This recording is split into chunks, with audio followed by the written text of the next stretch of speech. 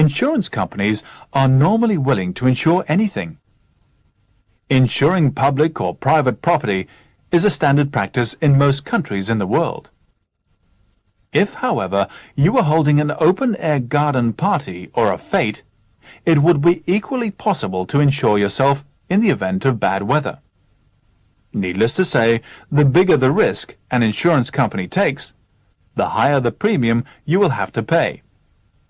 It is not uncommon to hear that a shipping company has made a claim for the cost of salvaging a sunken ship. But the claim made by a local authority to recover the cost of salvaging a sunken pie dish must surely be unique. Admittedly, it was an unusual pie dish, for it was 18 feet long and 6 feet wide.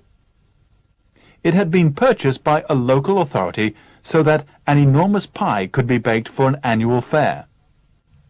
The pie committee decided that the best way to transport the dish would be by canal, so they insured it for the trip. Shortly after it was launched, the pie committee went to a local inn to celebrate. At the same time, a number of teenagers climbed onto the dish and held a little party of their own. Dancing proved to be more than the dish could bear, for during the party it capsized and sank in 7 feet of water. The pie committee telephoned a local garage owner who arrived in a recovery truck to salvage the pie dish. Shivering in their wet clothes, the teenagers looked on while 3 men dived repeatedly into the water to locate the dish. They had little difficulty in finding it, but hauling it out of the water proved to be a serious problem. The sides of the dish were so smooth that it was almost impossible to attach hawsers and chains to the rim without damaging it. Eventually, chains were fixed to one end of the dish, and a powerful winch was put into operation. The dish rose to the surface and was gently drawn towards the canal bank.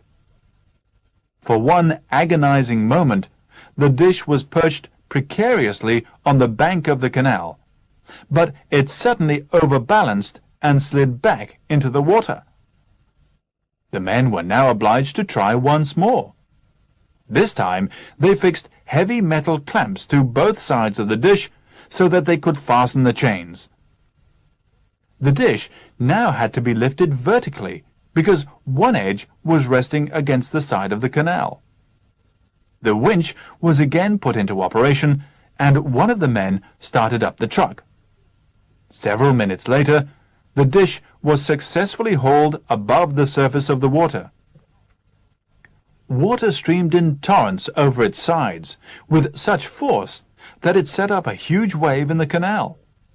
There was a danger that the wave would rebound off the other side of the bank and send the dish plunging into the water again.